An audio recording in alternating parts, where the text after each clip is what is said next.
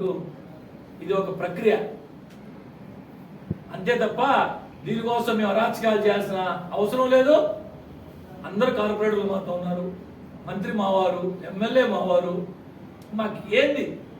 కాకపోతే ఒక పద్ధతి ప్రకారం మేమందరం ఉన్నటువంటి అందరం కూడా మా ప్రాంతాల అభివృద్ధి కోసం పార్టీ మారాము. ఇప్పటికీ చెప్తున్నాం, అంతకుముందు చెప్తున్నాం. వీళ్ళు చేస్తున్నది అప్రజాస్వామికమే కాబట్టి మంత్రి నారాయణ నెల్లూరులో ఉండి ఒక్క నిమిషం సార్.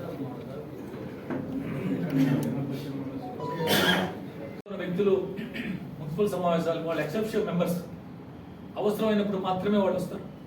ఆల్రెడీ మేము 42 ఉన్నాం. నారాయణ సార్ మళ్ళీ వచ్చి చేయెత్తాల్సిన అవసరం ఏంది? మాకేం అవసరం? నారాయణ సార్కి ఏం అవసరం? నారాయణ సార్ వస్తే మళ్ళీ మంత్రి గారు ప్రత్యక్షంగా వచ్చి కూర్చొని చేయించాడు. ఈ చిన్నప్పుడు చూసేసాం, ఇవన్నీ చిన్నప్పుడు చూసేసాం. మంత్రి గారు అవసరం ఏముంది ఆ ఎన్నికకి సంబంధించి? ఎస్, మంత్రి గారు మేము అందరం పోయి మంత్రి గారిని కలిసి అక్కడి నుంచి ఎన్నికపోయాం. మా మంత్రి గారు ఆయన రావాల్సిన అవసరం ఏముంది కౌన్సిల్ గారికి అని అడుగుతున్నా. ఆయన ఓటు ఖచ్చితంగా మాకు కావాలా అన్న పరిస్థితి ఉందా? లేదు. ఉన్న 54లో 42 మంది మేము ఉన్నాం. దేనికి? ఈయన చూసి భయపడా చెప్తే పోనీ అది కూడా ఇలా చూసి భయపడా నారాయణ సార్ రాలేదా? అందరికీ తెలుసు మేమేందో, మా పరిస్థితులు ఏందో. దేనికి మళ్ళీ నారాయణ సార్ రాలేదు? గౌరవప్రదమైన రాష్ట్ర మంత్రి ఆయన. అవసరమైతే వస్తారు వాళ్ళు మాట్లాడేదానికి, వాళ్ళు చర్చించేదానికి వాళ్ళ అసెంబ్లీలు ఉన్నాయి. ఓన్లీ ఎక్సెప్షన్ మెంబర్స్ ఇక్కడ. అవసరమైనప్పుడు మాత్రమే వస్తారు వాళ్ళు. ఇంకా చట్టాలు రూపొందించుకుంటారు. ఉదాహరణకే మన ఆంధ్ర రాష్ట్రంలో స్థానిక సంస్థలకు సంబంధించి పరోక్ష ఎన్నికల్లో చైర్మన్ కావచ్చు, మేయర్ని కావచ్చు, జిల్లా పరిషత్ చైర్మన్ కావచ్చు ఎన్నుకుంటారు. కొన్ని రాష్ట్రాల్లో నేరుగా డైరెక్ట్ గా ఎన్నుకుంటారు. అది ఆ చట్టంలో రూపొందించుకుంటారు. ఆ రాష్ట్రాలు అసెంబ్లీలో బిల్లు పాస్ చేసి చట్టంలో రూపొందించుకుంటారు. 4 సంవత్సరాల దాకా ఎన్నిక కాబడినటువంటి మేయర్ కావచ్చు, చైర్మన్ కావచ్చు దించేదానికి లేదు అని చట్టం చేసుకుంటారు. అది మన రాష్ట్రంలో ఉంది, ఇతర రాష్ట్రాల్లో చాలా రాష్ట్రాలు లేదు. అదేవిధంగా ఈయన ఏదైతే కోట్ చేస్తున్నాడో మాటకు ముందు కేరళ అని చెప్పి కాగితం ఒకటి పెట్టుకొని నేను చెప్పే మాటలని మీరు ఇక్కడ నుంచైనా ఆన్లైన్లో వెబ్సైట్లో ఓపెన్ చేసుకొని చూసుకోవచ్చు.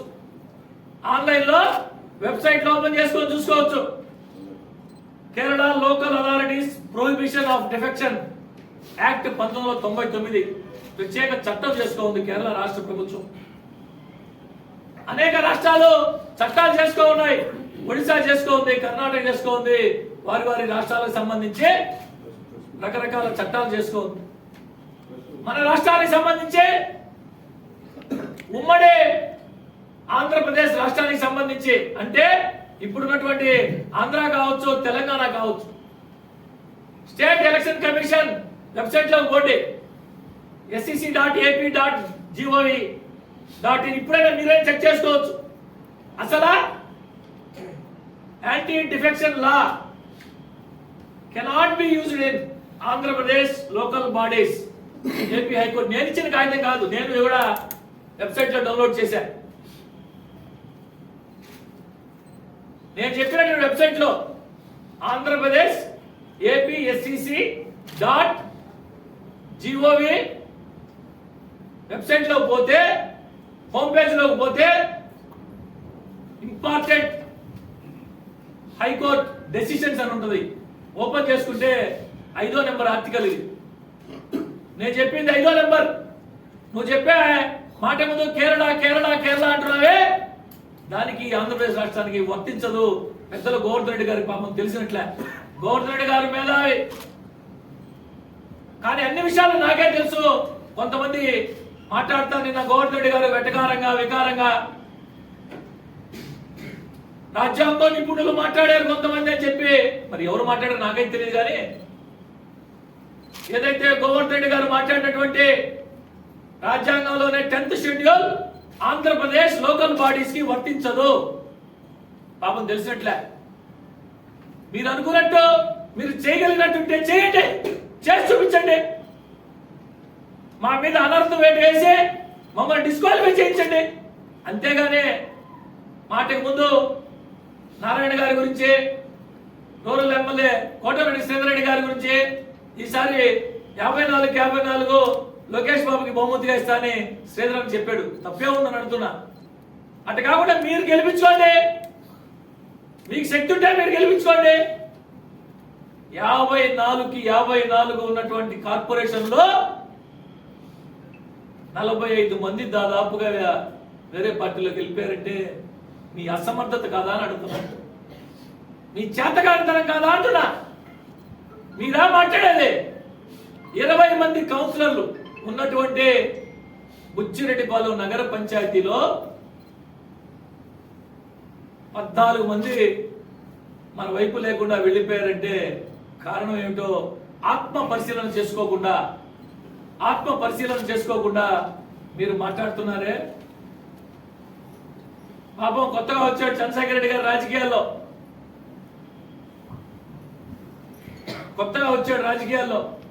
ఇన్ఛార్జ్ అయ్యాడు. 4 దగ్గరికి పోయి 4 సార్లు మాట్లాడుతూ ఉన్నాడు. చంద్రశేఖర్ రెడ్డి గారు కాలేజీలు వేరు, ఇన్స్టిట్యూషన్లు వేరు. కేవలం 20,000 ఓట్లు ఉన్నటువంటి టీచర్స్ ఎమ్మెల్సీలో నువ్వు ఏ విధంగా గెలిచావో అన్నీ తెలిసిన వాడిని. ఆ ఎన్నికలు వేరు, ప్రత్యక్ష ఎన్నికలు వేరు, ప్రజలచే ఎన్నుకోబడ్డం వేరు, ప్రజలచే లక్షల మంది ఓటర్లతో ఎన్నుకోవడం వేరు. ఈ విధంగా నారాయణ గారి గురించో, శ్రీధర్ రెడ్డి గారి గురించో, ప్రశాంత్ రెడ్డి గారి గురించో మాట్లాడడం సబబు కాదు.